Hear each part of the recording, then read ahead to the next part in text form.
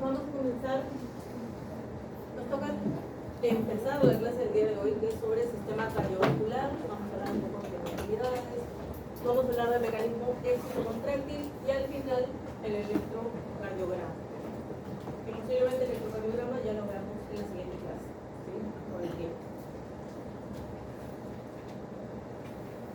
La reflexión de la experiencia es, ustedes saben que tenemos que tener idea de cómo están respecto al conocimiento de la clase del día de hoy. Y la primera pregunta es, ¿cuál o cuáles son las funciones del sistema cardiovascular?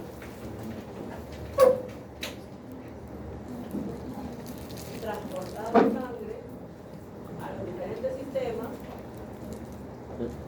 del organismo animal, transportando sustancias necesarias, pero también sustancias de desecho. También se encarga de transportar, por ejemplo, hormonas. Vamos a ver en el doctrino, vamos a ver que estas hormonas se transportan a través de la sangre. Ahora, ¿cómo relacionaría el mecanismo éxito-contráctil del corazón con la capacidad de bomba?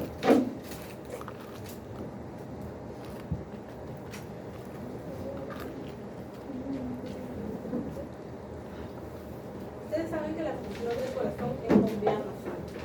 Para que pueda bombearse, tiene que haber contracción y relajación.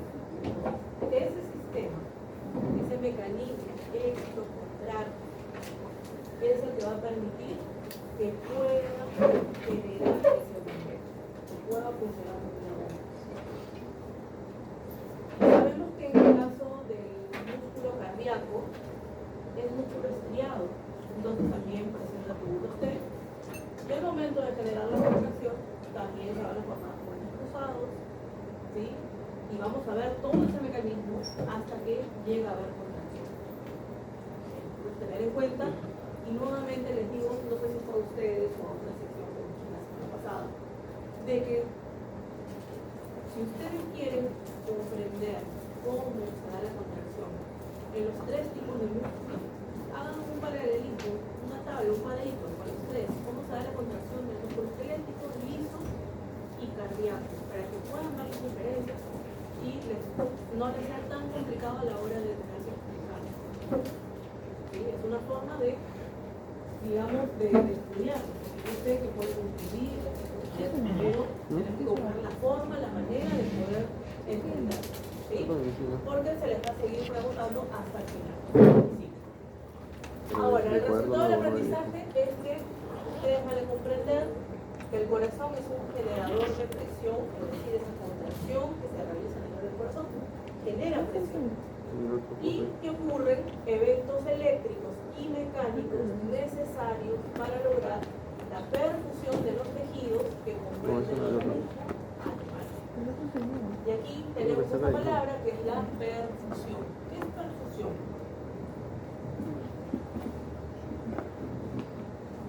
¿Han escuchado alguna vez perfusión? La perfusión es la forma como la sangre está llegando a diferentes células, tejidos, órganos y sistemas. Esta palabra no se olvide porque no nos ha ocurrido en el examen facial se les coloca una pregunta, un caso clínico y hablan de perfusión y como muchas veces a mí no me toca cuidar los exámenes a veces por el horario no puedo estar en el facial. Son tres secciones y el que me toca puede tocarlo con ustedes o no. ¿Sí? Entonces, los profesores nos dicen que preguntan siempre por perfusión. Se supone que es una palabra que ya la estamos viendo aquí en clase. ¿Se acuerdan de perfusión? Es la forma, la manera como la sangre está llegando a diferentes tejidos. ¿Sí?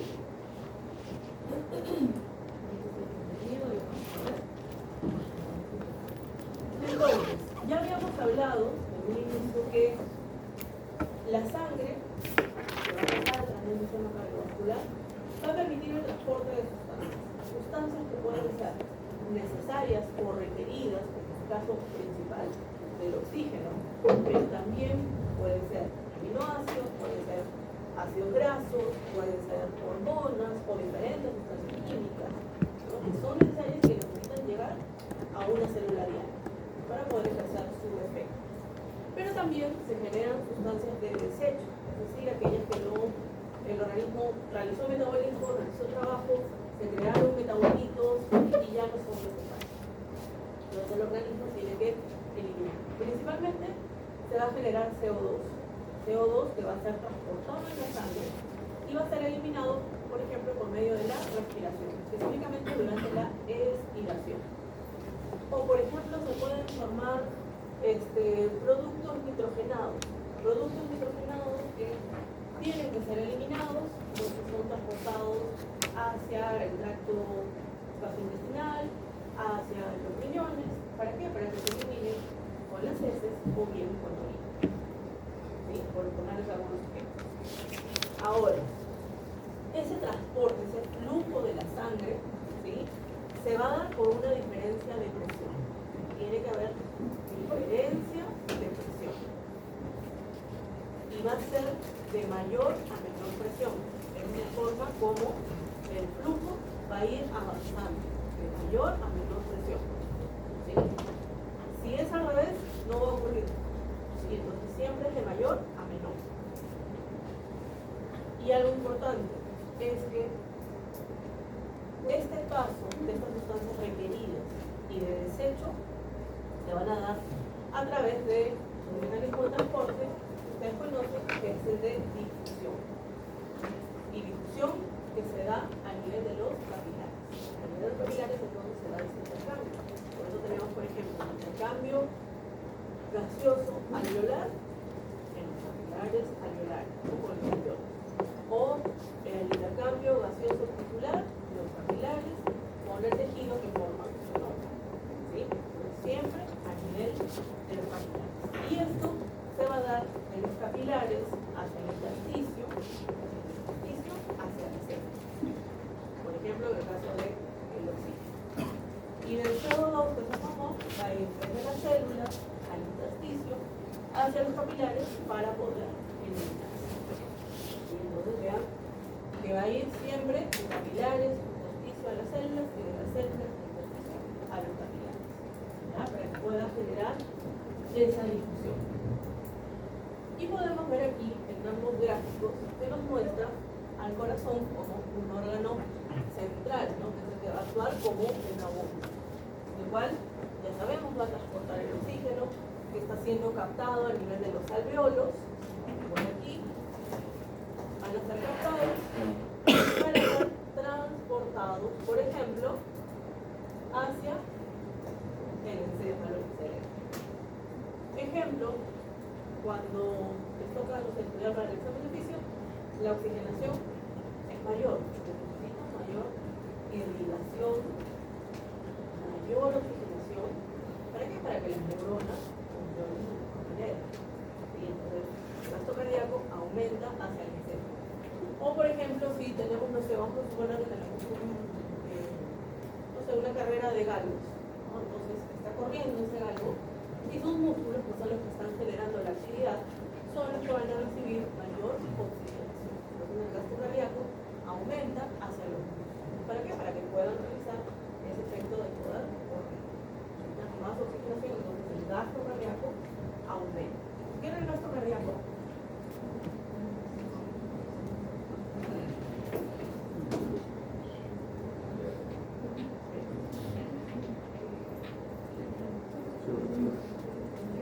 Es el volumen de sangre que el corazón expulsa durante un minuto de tiempo, ¿no?, cuando está contrayendo. ¿Sí? La próxima semana vamos a hablar de gasto cardíaco como mayor detalle. ¿Sí? Pero ya a ver si están atentos a lo que habíamos hablado en alguna clase. Muy bien. Ahora, estos vasos sanguíneos por los cuales va a estar fluyendo la sangre, se van a dar tres tipos de sistemas. Tenemos un sistema de distribución que va a estar a cargo principalmente de lo que son arterias, arteriolas, ¿no?, pequeñas arteriolas, que son las que están distribuyendo la sangre hacia los diferentes órganos del sistema. Tenemos un sistema de difusión que está a cargo de los capilares, como ya habíamos visto, que es donde se va a realizar el intercambio de sustancias necesarias y sustancias de deseo. Y tenemos un sistema de colección que está a cargo de lo que vendría a ser las médulas, las pequeñas venas y las pequeñas venas. Se van a regresar hacia el corazón. ¿Para qué? Para que después vayan hacia los pulmones y se oxigene la sangre y nuevamente comienza el recorrido. Algo importante, y lo tenemos aquí marcado, dice: las venas llevan la sangre al corazón, mientras que las arterias transportan la sangre desde el corazón. ¿Por qué no es al revés?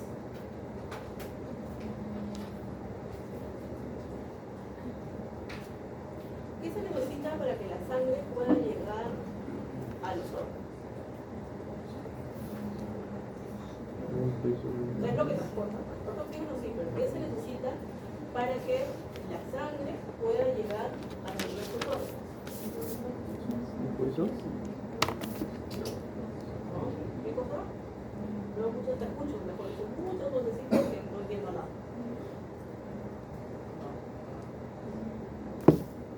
¿Qué cosa? Por ejemplo, voy a trabajarlo. Ya habíamos dicho que la sangre fluye de mayor a menor presión. Entonces, quiere decir que a nivel de las arterias es donde vamos a tener mayor presión. Justamente para poder hacer que fluya la sangre hacia los órganos. Y esto también permite que se pueda dar a nivel de las arterias. Y eso se da de manera, digamos, histológica. Para los que ya han llevado histología saben de que las arterias tienen paredes musculares más desarrolladas, tienen más fibras colágeno, más fibras reticulares, lo cual hace que pueda soportar esa presión expandiéndose para que la sangre pueda ir avanzando. ¿Sí? Entonces, es por eso. A ver, en este gráfico nos muestra cómo evoluciona el sistema, el aparato cardiovascular, ¿no? De acuerdo a las especies. Tenemos más simples a nivel de lo que vendrían a ser los peces, donde sabemos que tienen un atrio, tienen un ventrículo, ¿no? Tienen un seno venoso, tienen un bulbo arterioso, pero a medida que van avanzando en la escala zoológica, debido a estas adaptaciones, acuérdense que la vida empezó en el agua, ¿no? Se volvieron más terrestres, entonces eso también conllevó a ciertas adaptaciones. ¿Para qué? Para poder soportar la presión de oxígeno de la tierra, que es diferente a la del agua. Entonces, lógicamente esas adaptaciones llevaron a que el sistema cardiovascular, sobre todo el corazón, fuera evolucionando, ¿no? Por ejemplo, en el caso de los batracios, tienen 3 cámaras, tienen 2 atrios y un ventrículo. Pero en especies mayores, en escala zoológica, hablando mamíferos, ni qué decir el ser humano, sabemos que es tetracameral. Tenemos 4 cámaras con 2 atrios bien marcados y 2 ventrículos. ¿Sí?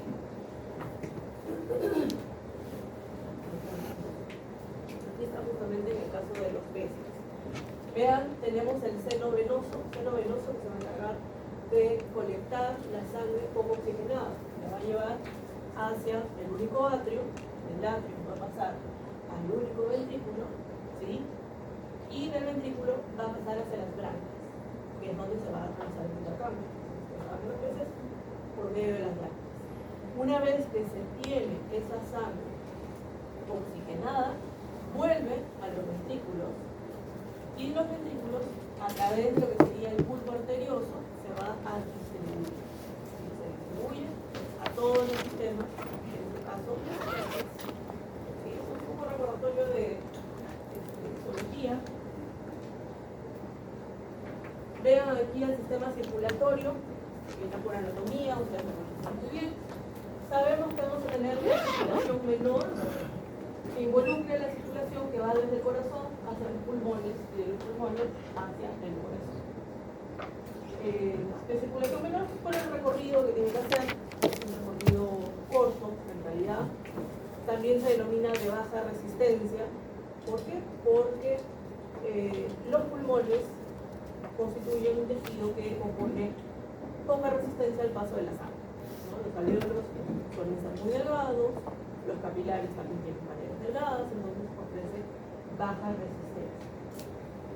A diferencia de la circulación mayor o circulación sistémica, que ustedes ya saben que es la que va a recorrer todo el organismo prácticamente, ¿no? Desde la cabeza hasta la cola.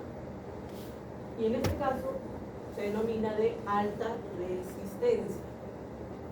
¿Por qué? Porque los órganos son mucho más sólidos y ofrecen mayor resistencia al paso de la sangre. Es por eso que también se necesita que haya una mayor presión por parte de la aorta, que sabemos que tiene una presión muy alta, para permitir que la sangre pueda fluir. Ahora, también podemos tener una circulación en serie y una circulación en paralelo.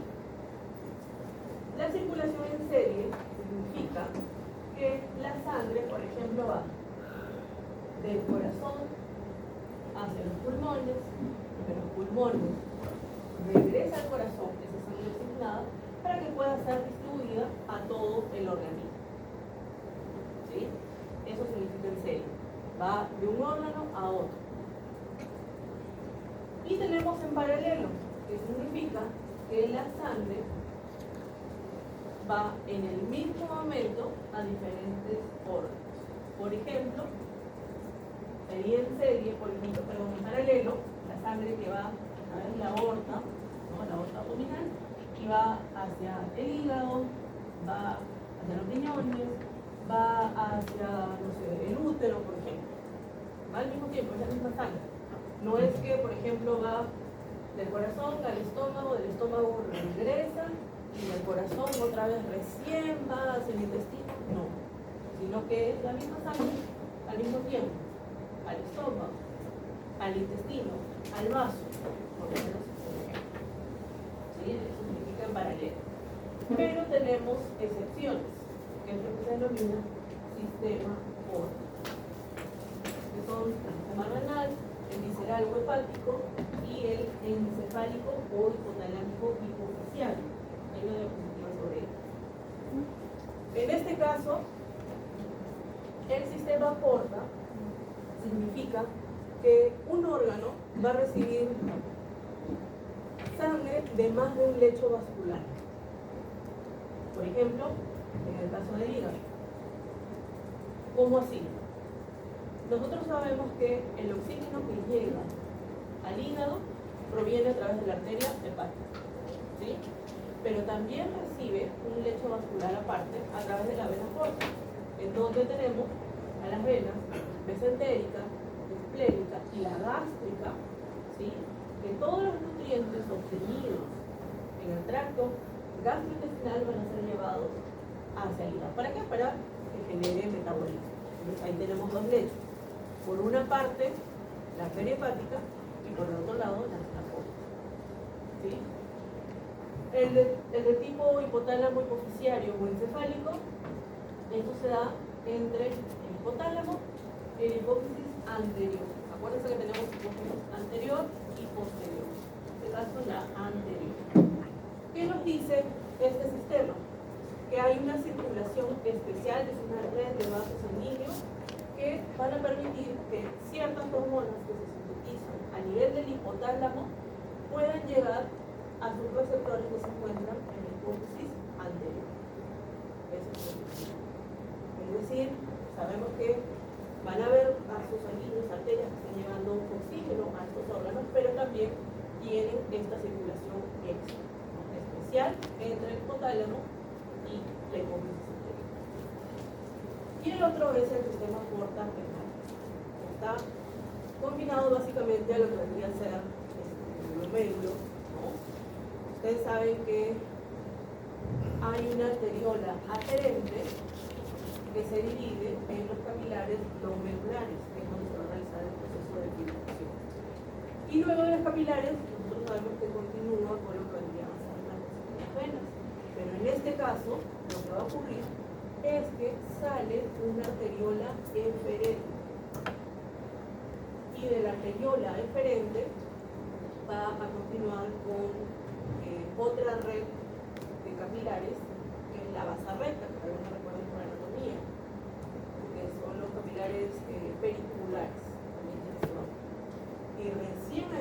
continuar con la función de las venas.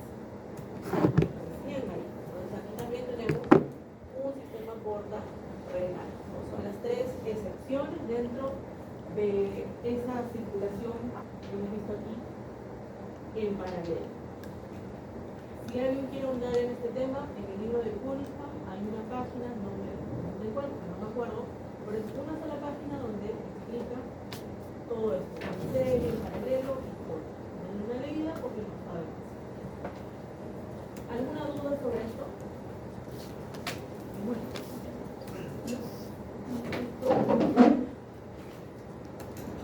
Por anatomía nos dicen, ¿no?, de que el corazón tiene forma de puño, otros dicen que tiene forma de un cono truncado.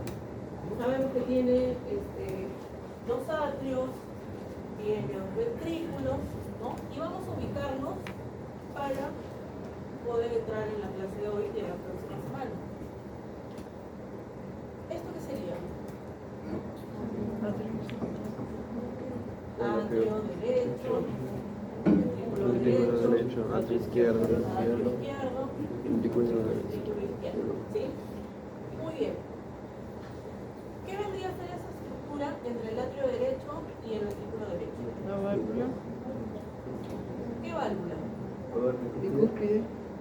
Atrio ventricular o bicúspide o tricúspide. Bicúspide. ¿Cuál? Tricúspide.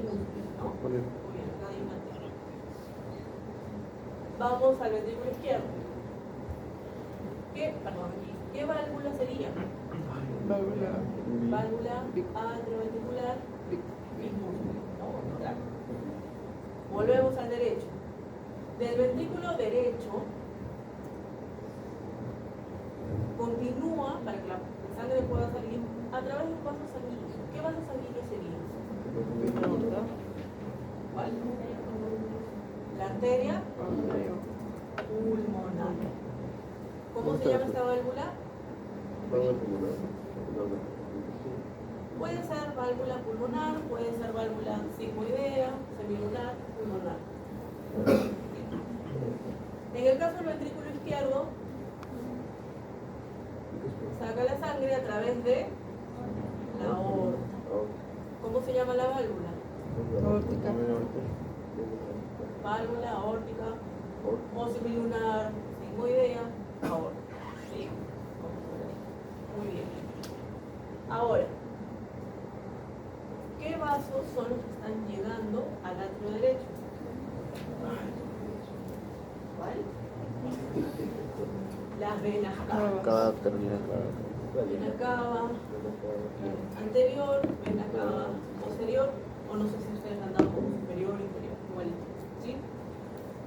Y en el caso del atrio izquierdo, ¿qué vasos sanguíneos serían? Las venas pulmonares, ¿sí? Muy bien. De los vasos sanguíneos que nosotros estamos viendo, ¿quién tiene mayor presión? La aorta. Vuelvo a repetir, aquí en teoría vamos a trabajar con promedios porque nosotros vemos muchas especies, muchos valores.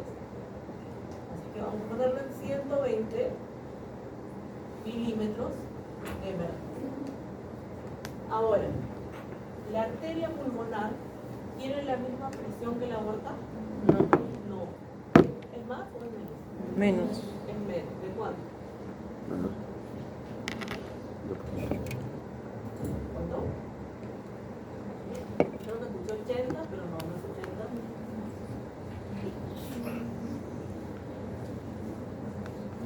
Es aproximadamente de 15 milímetros de mercurio. Hay algunas especies que pueden ser 18, otras 20 milímetros. 20 es lo máximo, ¿sí? Vamos a ponerlo aquí de 15 milímetros. En el caso de las venas cavas, ¿de cuánto es su presión?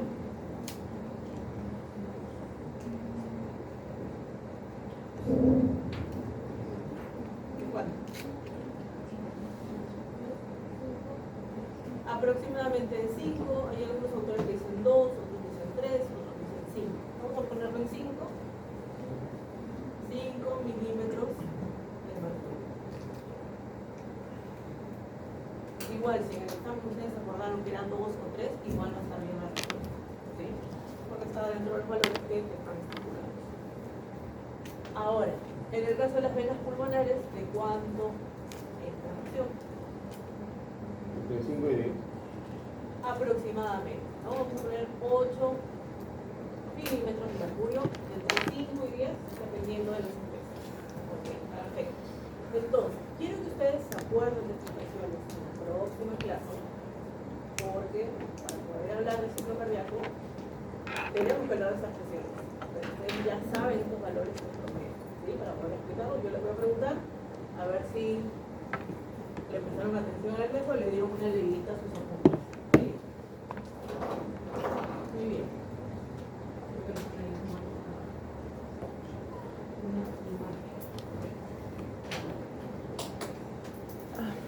Vamos a ir, no.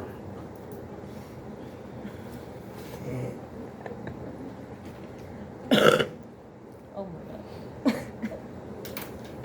Muchas gracias. Ya está, ¿puedo continuar? Sí. ¿Sí? Sí. Sí.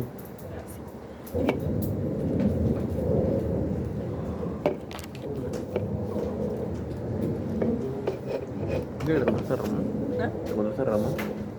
Sí, en la mañana nos dijo. No, pues no te lo tomé todo. Antonio y a mí nos dijo. ¿Qué nos dijo Ramón? Si te vas a morir, tanta azúcar que tiene esa weá. Muy bien, así como vamos reconociendo anatómicamente las partes del corazón, también es importante que nos ubiquemos histológicamente, en donde sabemos que se van a presentar 3 capas: la más externa, el pericardio, la del medio, el miocardio, y la más interna, el endocardio. En el caso del pericardio, acuérdense que tenemos un pericardio fibroso y un pericardio seroso. Y el pericardio seroso se divide en 2 láminas, 2 hojas, que vendrían a ser el pericardio parietal y el pericardio visceral. Y entre ambas capas, entre ambas hojas, hay un líquido pericardio que actúa como una especie de lubricante. ¿Para qué? Para que el corazón, en el momento que se está contrayendo, relajando, pueda mantenerse de manera óptima dentro de límites al momento en que está ocurriendo la acción. ¿Sí?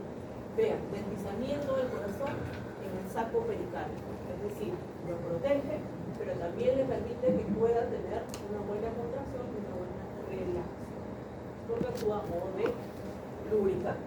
En el caso del miocardio, es un músculo cardíaco, entonces es que se encarga de ejecutar la acción de la contracción y la relajación. ¿Cómo? Salud, mediante Gracias. el mecanismo excitocontráctil. Vamos a verlo en un rato. Y finalmente tenemos el endocardio, que está formado por tejido conjuntivo, forma todo ese revestimiento interno que se va a continuar con las válvulas y también con los vasos sanguíneos, ¿no? A modo de protección, y también tiene algunos efectos anticoagulantes, evitando de que se puedan formar coágulos en esos espacios, que son espacios sensibles, ¿sí? Porque tiene ciertas propiedades anticoagulantes. Tenemos aquí las propiedades del corazón. Tenemos 5 propiedades. Vean. Se dan cuenta que las 2 primeras están en otro color. ¿Sí? Esto es para diferenciarnos de las propiedades del músculo esquelético. El músculo esquelético tiene contractilidad, tiene excitabilidad y tiene relajación, luego de contraer se relaja. Pero en el caso de lo que vendría a ser el músculo cardíaco, aparte tiene conductividad, que también la tiene el músculo liso, ojo, y no el esquelético, y tiene automatismo, que esta sí es propia, única, por así decirlo, del músculo cardíaco. ¿Qué significa el automatismo? Es decir, que las células cardíacas tienen la capacidad de poder generar sus propios potenciales de acción de manera espontánea. Ese es el automatismo. Voy a ponerles un ejemplo, creo que ya no hace esta práctica, pero hasta, por lo que me acuerdo antes de cuando fue la época de la pandemia y nos encerraron, En el laboratorio se trabajaba con el corazón de un sapito que se sacrificaba y el corazón era extraído y se colocaba en una placa de Petri con un suero fisiológico y ese corazón seguía latiendo. Por más que esté separado del cuerpo del sapito. ¿Por qué seguía latiendo? ¿Por qué seguíamos contando frecuencia cardíaca? Porque tiene automatismo. Que lo dan, tienen las células marcapasos. ¿Sí? Células marcapasos que son células especializadas cardíacas. ¿Sí? Que son las que van a determinar la frecuencia cardíaca en un individuo, en una especie, dentro de una misma especie, diferentes razas, ¿no? Que va a ser muy diferente la frecuencia cardíaca, por ejemplo, de una cabra alpina versus una cabra que se puede encontrar a lo mejor, no sé, en las alturas de Afganistán o de Pakistán. Va a ser muy diferente. ¿Sí? Entonces, eso se da gracias al automatismo. Vuelvo a decir, es lo que va a permitir que pueda generar sus propios potenciales de acción de manera espontánea. ¿Sí? Genera su propio estímulo, es decir, no necesita ningún estímulo externo. ¿Sí? Para que se pueda generar ese automatismo. Y se conoce como cronotropismo o cronotropía. ¿Sí? Por ejemplo,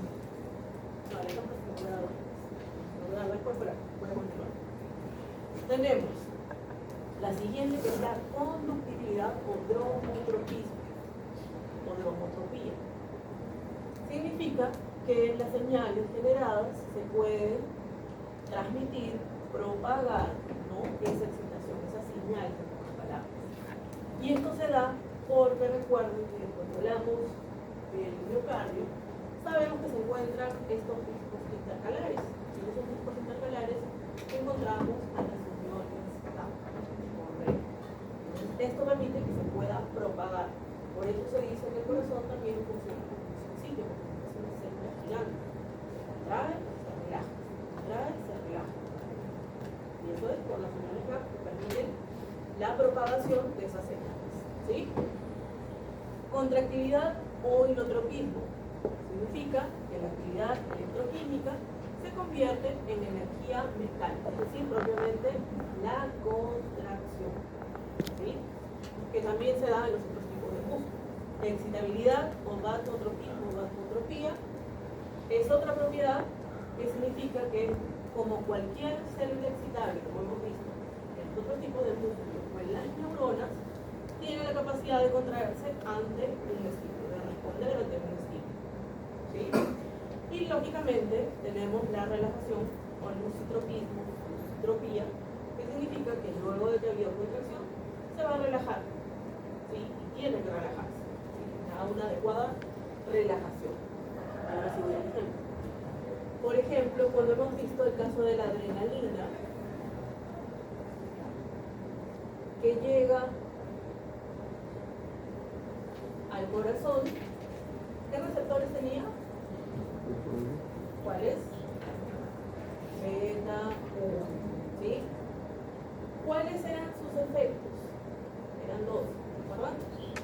Aumentaba la frecuencia cardíaca y aumentaba la fuerza de contracción, ¿correcto?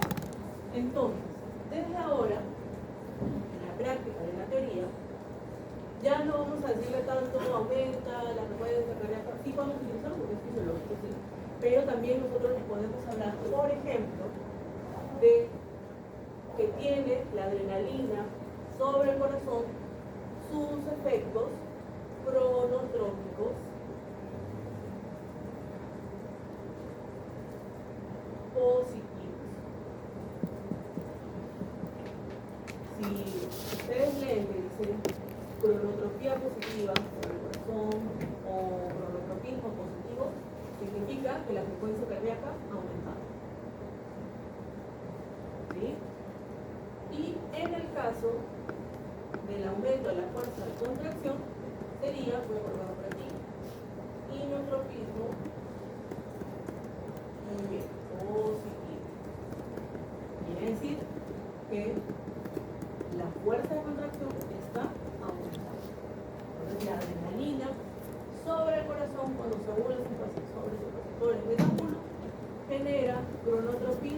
en neutropismo positivos.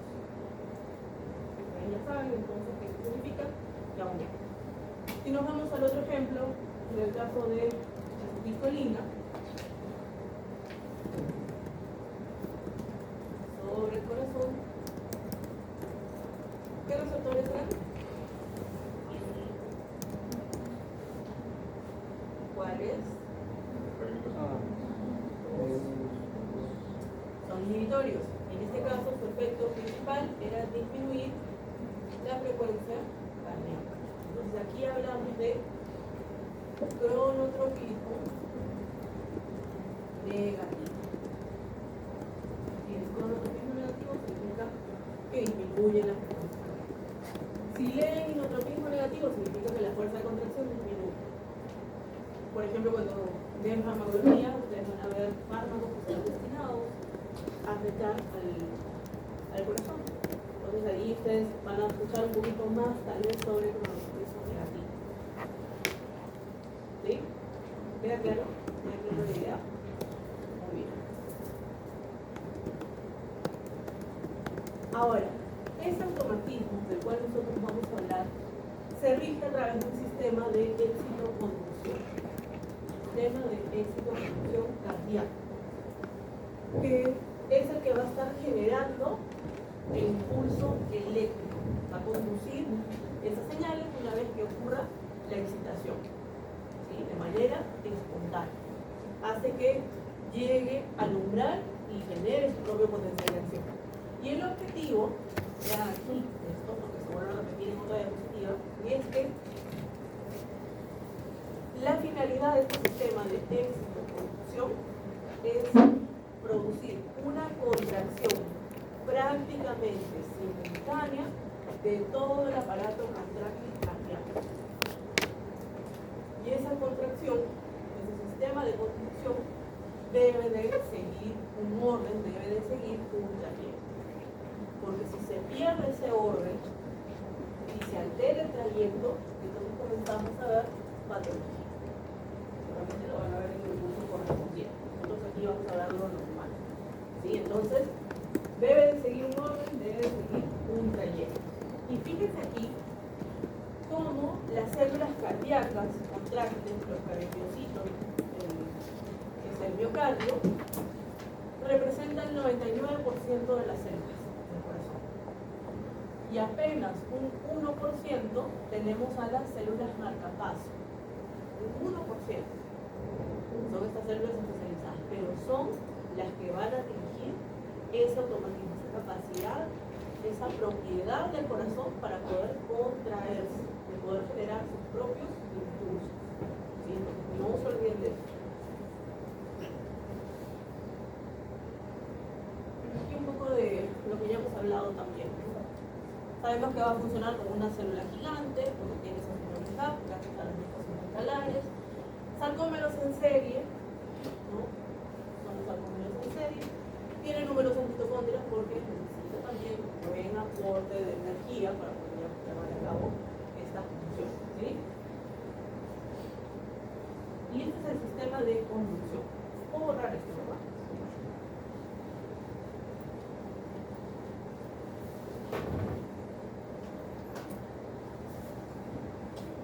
El sistema de conducción está formado por 4 puntos. ¿Sí? Vendría a ser primero el nodo sinusal, el nodo atrioventricular,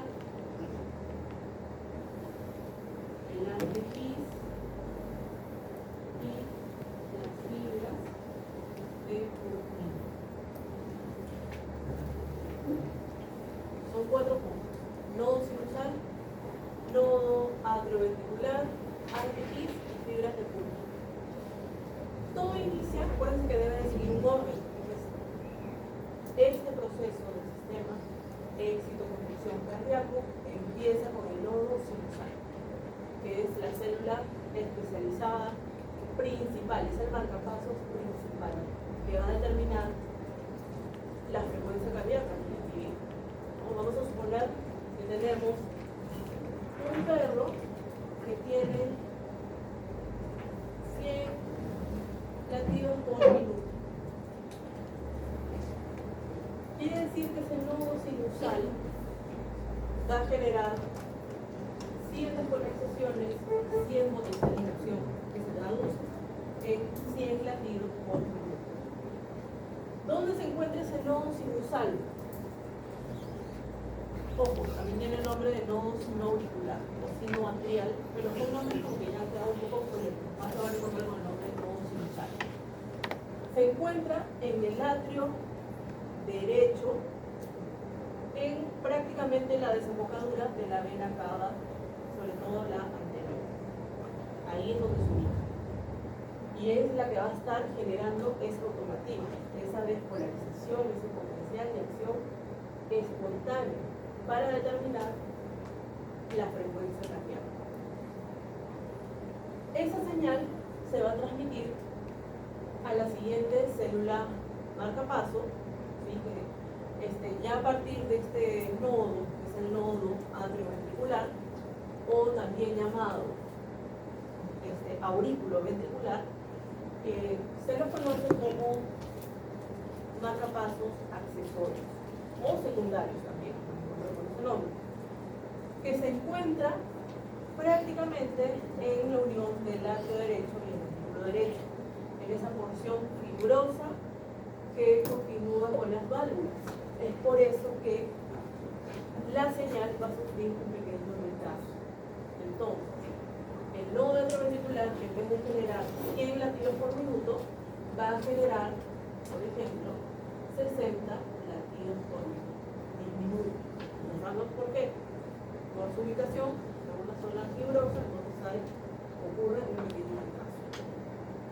Ahora, esa señal desde el nodo atrioventricular va a continuar por el haz de His con sus ramas derecha y su rama izquierda, que va a pasar primero a través del septum ventricular, que es, ustedes saben que es estructura muscular muy gruesa. Entonces, ¿qué ocurre? Que va a seguir disminuyendo.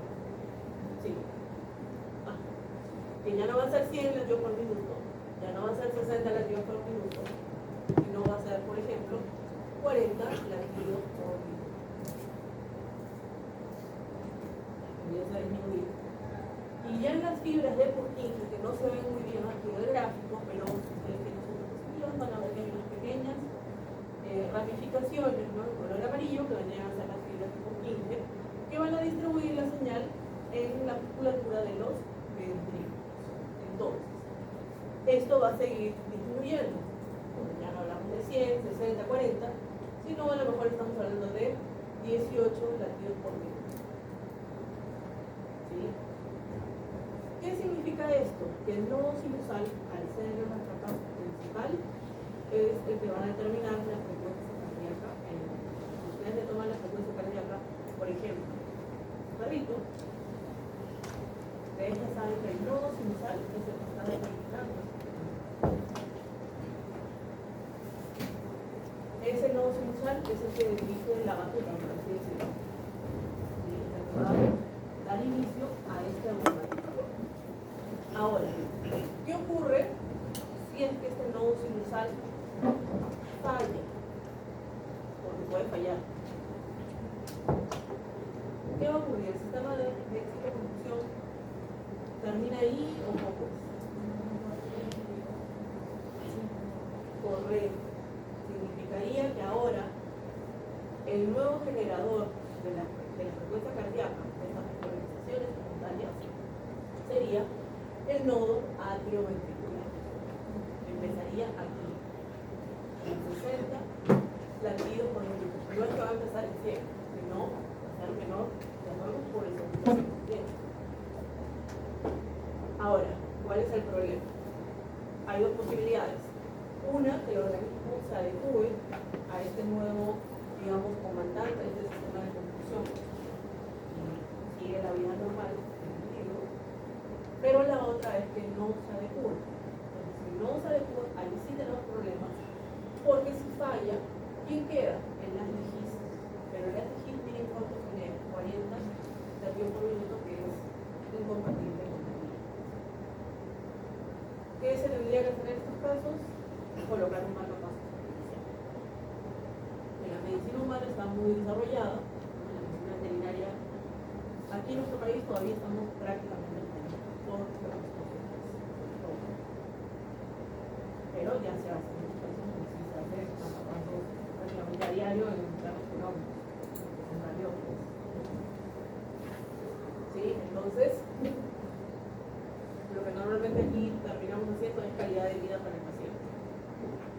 Simplemente porque entendemos que es un costo que no compensa con su población. Simplemente calidad de vida para el paciente. ¿Ok? Entonces, sistema de conducción comienza con ese nodo sinusal. Acuérdense que debe seguir un orden para seguir un trayecto. Empieza en el nodo sinusal, sigue en el atrio ventricular, sigue en el haz de His con sus ramas derecha e izquierda, sigue en el ventrículo y continúa con las fibras de Purkinje. Si se les pide en el examen que expliquen el sistema de éxito-conducción, empiezan por donde debe de ser. No empiezan por el atrio ventricular, siguen con las fibras de Purkinje, continúan como tercero con el nodo sinusal y terminan con el haz de His. Entonces ahí ya está, pero una patología, pero terrible, ¿no? Entonces tiene que seguir un orden, lo que estamos en de todas maneras tenemos que seguir ese orden, ¿sí? Para poder explicar. ¿Hay alguna duda, alguna pregunta?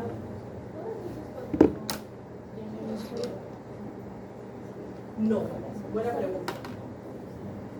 Si bien todos forman parte del sistema de éxito-conducción, el automatismo lo van a tener las células especializadas. ¿Cuáles son esas células especializadas? Principalmente el nodo sinusal, pero también el nodo atrioventricular. Cuando hablamos de haz de His y de fibras de Purkinje, son células miocárditas. ¿Sí? Es por eso que no pueden llevar a cabo la función de ese automatismo. ¿Sí? O tiene que ser o el marcapaso principal o el accesorio.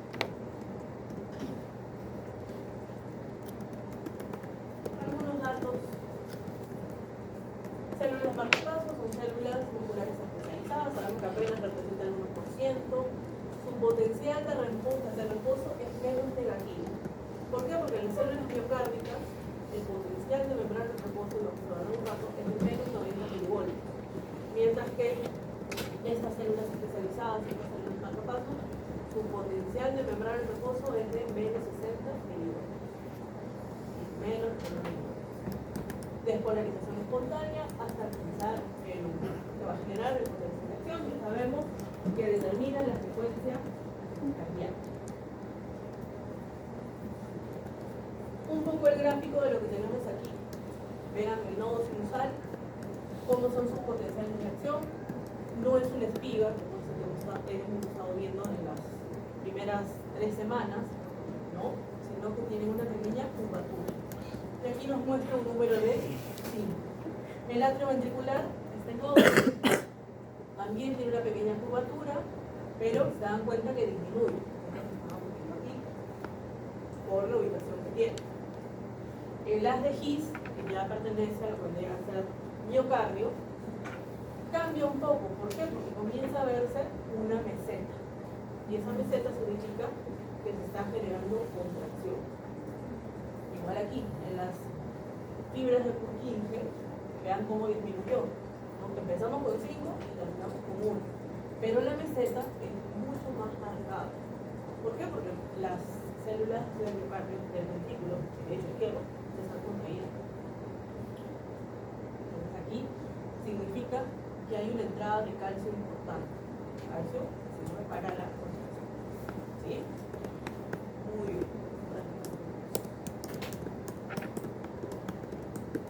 Representación gráfica. Entonces, siempre seguir un orden. Empezar por el sinusal, atrioventricular, haz de His y las fibras de Purkinje, que es lo que va a permitir que se pueda contraer y generar su frecuencia cardíaca. Y aquí está lo mismo que les dije, hay otra diapositiva que dice lo mismo. Aquí, debe seguir un orden, debe seguir un taller.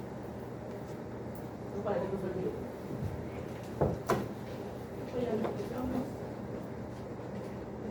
Vean aquí el comparativo entre un potencial en espiga, que es el que está en color verde, que es el que hemos visto en músculo esquelético, o hemos visto en neuronas, ¿sí? Y lo compara con el potencial de acción de una célula miocardio, donde vemos la famosa meseta. Y ahora vamos a ver cómo se generan estos potenciales de acción. Voy a borrar por allá, con el borrador. Creo que esta diapositiva no la tienen, ¿no? Sí, ahí ha costado y tuve que dibujar a la pizarra y me puse un montón. Voy a ponerle ahí. Vean.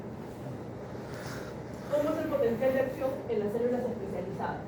¿No? Y en las células miocárdicas, ¿cómo cambia? Tiene la meseta. Ahora vamos a ver qué hace que se genere cada uno, ¿no? Cómo se forma, que entra, que iones entran, que iones salen.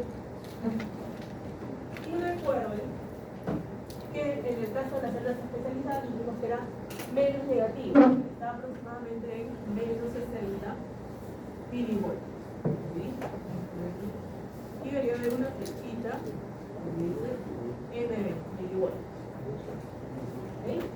Entonces, lo que vamos a ver primero es que tiene un potencial de membrana en reposo, que apenas dura, es muy breve en realidad, porque rápidamente se están abriendo unos canales que se conocen como IF. Estos canales IF permiten el ingreso de sodio. Es lo que se conoce como canales funny, canales divertidos. De ahí le pusieron por qué, se supone que es porque es espontáneamente. Entonces, en inglés le pusieron funny, pero en español al traducirlo son canales divertidos. Y incluso me acuerdo que leí en un libro que era español que decía canales payasos. Entonces creo que ahí ya se fueron, pero ya se pasaron. Pero, bueno, normalmente yo le digo canales funny, ¿sí? Más breve, más rápido, más fácil de acordar. Significa ingresa sodio. Al ingresar sodio comienza a hacerse menos electronegativo, ¿sí? Porque están entrando cargas positivas. Y a continuación se abren unos canales de calcio T.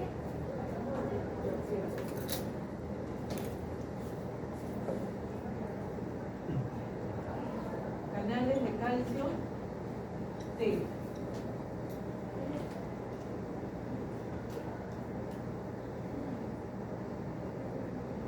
Canales de calcio transitorios.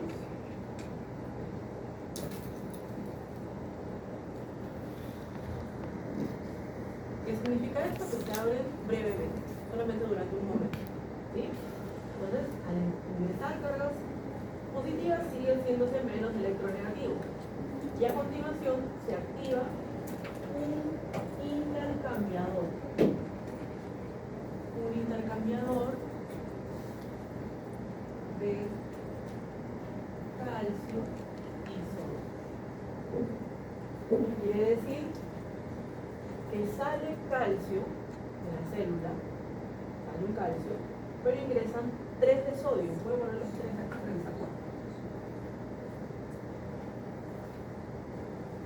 ¿Sí? Es un intercambiador de calcio y sodio. Sale una de calcio, ingresan 3 de sodio, lo cual hace que siga haciéndose electropositivo. Y esto comienza a activar a otros canales de calcio, que son los canales de calcio L.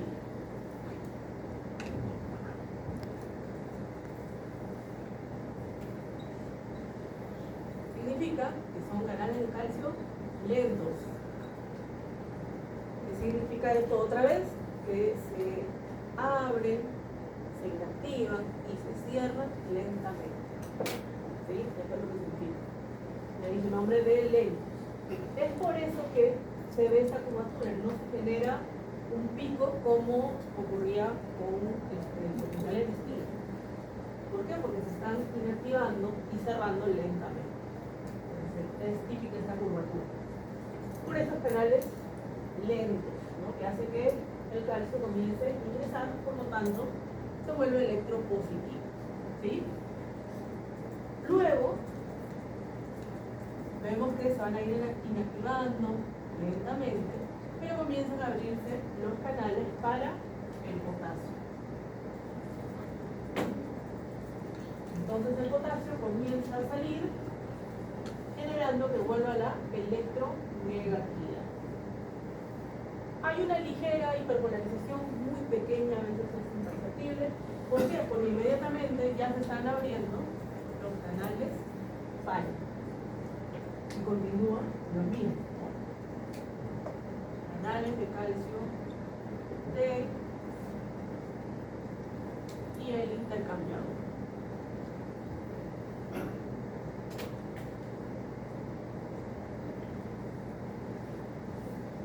Y es así como se forma un potenciómetro en una célula especializada, una célula marca PAI. Ahora, para terminar con esto, esta zona donde vemos los canales Fanny, los canales T y el intercambiador se conoce como potencial marca PAI. Esto también sería otro potencial marca PAI. Si continúa, otro potencial marcapaso. ¿Sí? ¿Dónde están? Vuelvo a repetir, los canales Fanny, los canales de calcio T y el intercambiador de calcio sodio.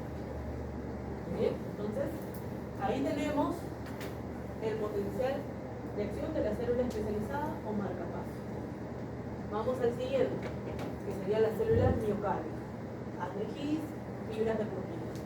En este caso, su potencial de membrana en reposo era de menos 90 milivoltios. ¿También? Ideal es que diga milivoltios. ¿Qué ocurre en este caso? Que se van a abrir canales de sodio. Veamos. Si nosotros vemos, es como que se pudiese hacer un estilo. Desde el inicio es muy parecido a un potencial en estilo. En este caso, lo que vamos a ver es que se abren canales de sodio, se vuelve electropositivo. Cuando llega aproximadamente 30 milivoltios, se inactivan y comienzan a abrirse los canales para el potasio. Pero ¿qué ocurre? Que ese ingreso de sodio comenzó a activar canales de calcio lentos. Entonces comienzan a abrirse.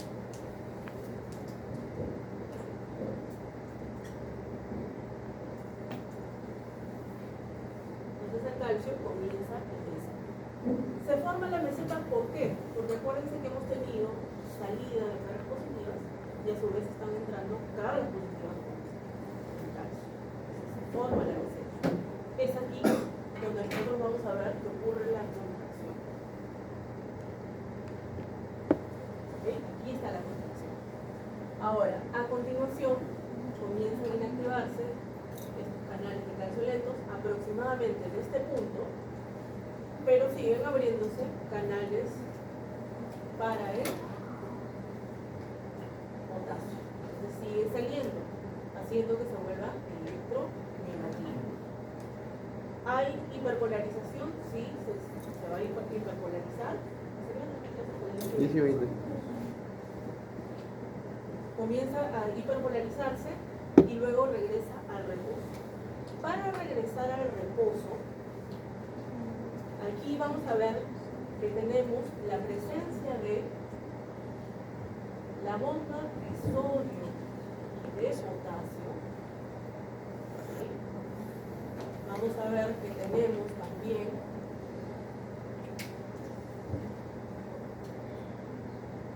a la bomba de calcio. ¿Sí? Normalmente cuando los gráficos ustedes ven así redondito y una X, ¿saben? Nos significa bomba. ¿Sí? La bomba de sodio y potasio, la bomba de calcio, y tenemos también al intercambiador de calcio y sodio. Aquí también una de calcio por 3 de sodio. Esa es la forma como llega al ingreso. Bomba de sodio y potasio, bomba de calcio y intercambiador de calcio y sodio. ¿Sí? Muy bien, ahora ustedes verán que tienen unos numeritos cerrados ahí en el círculo. completo, que tiene todo. Tiene el 0, 1, 2, 3, 4. ¿Sí? Son las fases. La fase 0 es la fase de despolarización. La fase 1 es la fase de repolarización temprana. La fase 2 es la fase de meseta. La fase 3 es la fase de repolarización tardía. Y la fase 4 es la fase de reposo. Repolarización, repolarización temprana, meseta, repolarización tardía, reposo. En el caso de las células especializadas, solamente vamos a encontrar la fase 0, fase 3 y la fase 4. Significa que tenemos despolarización, tenemos fase 3, que es la repolarización tardía, por esta curvatura que tiene, o en algunos libros la van a encontrar simplemente como repolarización, lo cual no está mal, ¿sí? Repolarización tardía o simplemente repolarización. Y la fase 4, que es la fase de reposo, que en realidad se dan cuenta que mucho reposo no hay, porque ya los canales Fanny están aperturados. ¿Sí? Muy bien, estas son las fases. ¿Alguna pregunta, algo que me haya quedado claro?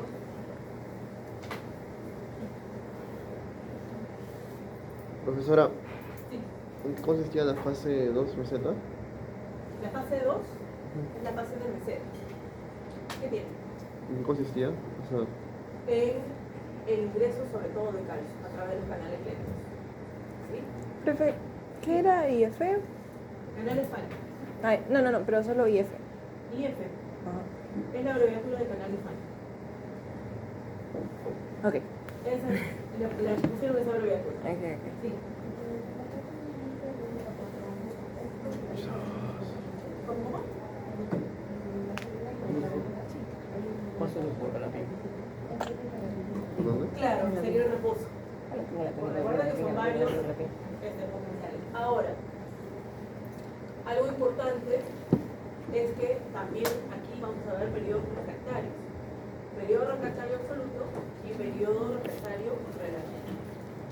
En el caso del absoluto, ustedes saben que por más fuerte que sea el impulso no va a generar otra potenciación. Y en el caso de las células miocárdicas, sobre todo, suele ser muy prolongado el periodo refractario absoluto. ¿Para qué? Para garantizar que pueda haber una buena contracción. Y que además no se genere tetanización, como ocurre por ejemplo con el músculo esqueleto. Creo que ustedes ya han dado la práctica con la profesora Fernanda y han visto tetanización. Entonces aquí es muy difícil que pueda ocurrir. ¿Sí? Eso es solamente el músculo esqueleto. Entonces, ese periodo refractario absoluto sí garantiza de que tengamos una buena contracción. Y en el caso del relativo, sabemos que con un impulso más fuerte podemos generar otro potencial de acción. ¿Dónde va a ocurrir esto? Casi cuando estamos terminando nuestra repolarización tardía. ¿Por qué? Porque en este caso ya están cerrados los canales de sodio y están cerrados los canales de agua. Están cerrados, nosotros sí podemos estimular. Mientras estén abiertos, negativos, imposible. Entonces tengan en cuenta esto. Ahora, creo que vienen sí, varias diapositivas con lo que hemos hablado. Todo lo que hemos hablado está aquí y quiero pasar aquí, el mecanismo del ciclo contrario. Ya sabemos cómo se da la contracción del músculo esquelético, sabemos cómo se contrae el músculo liso. Para el caso del músculo cardíaco, vamos a ver que hay cosas que suceden en el esquelético y otras en el liso. Es como una mezcla de ambos. Siempre recordando que el músculo estriado también, como en el caso del esqueleto.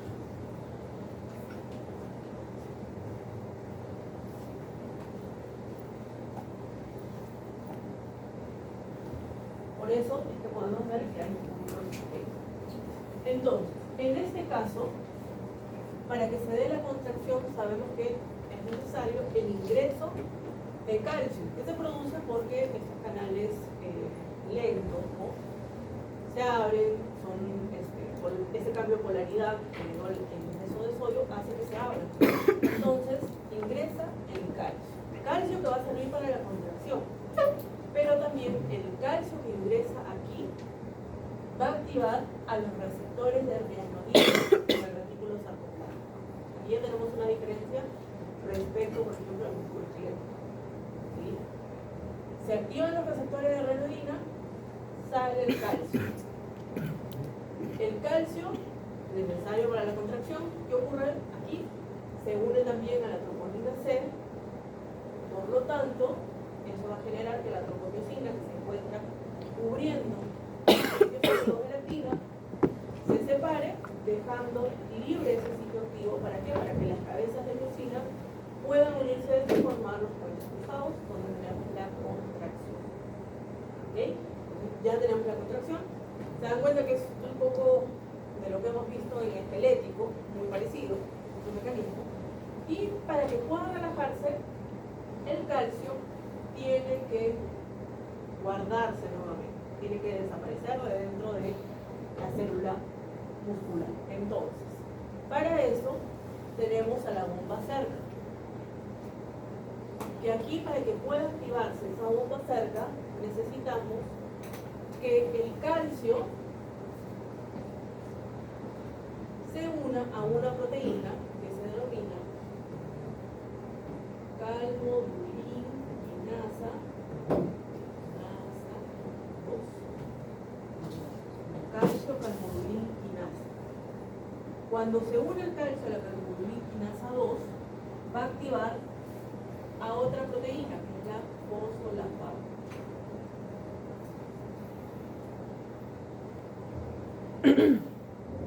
La fosfolambano va a activar a la bomba cerca, lo cual finalmente permite que el calcio pueda ingresar en el retículo sarcoplástico. ¿Sí? Entonces, vuelvo a recapitular.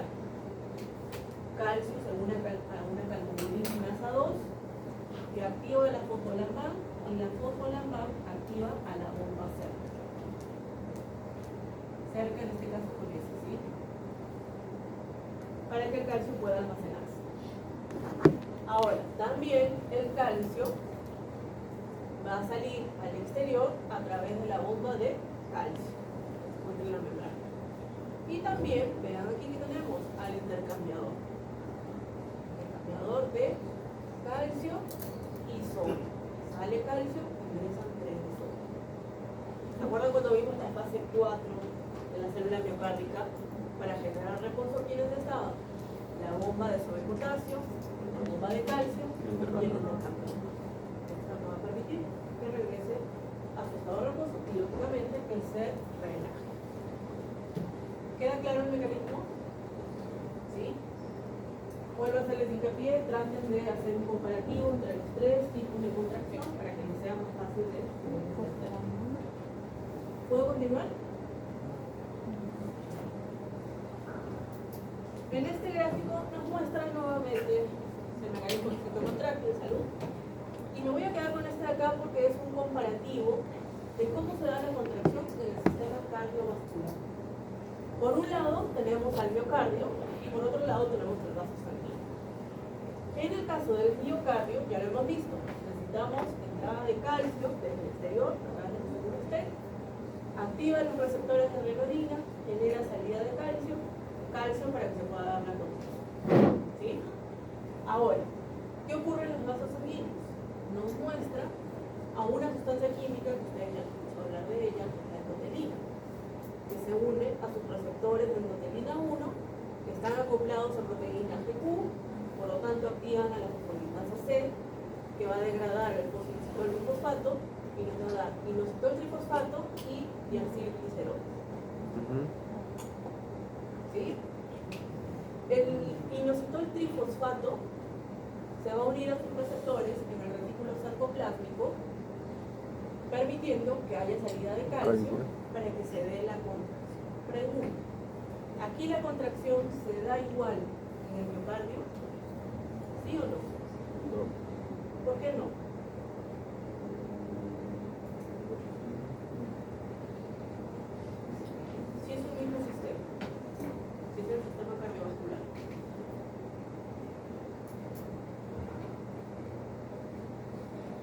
piensen.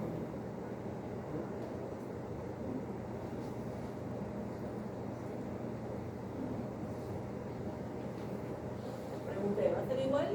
¿Sí o no? Me dijeron que no.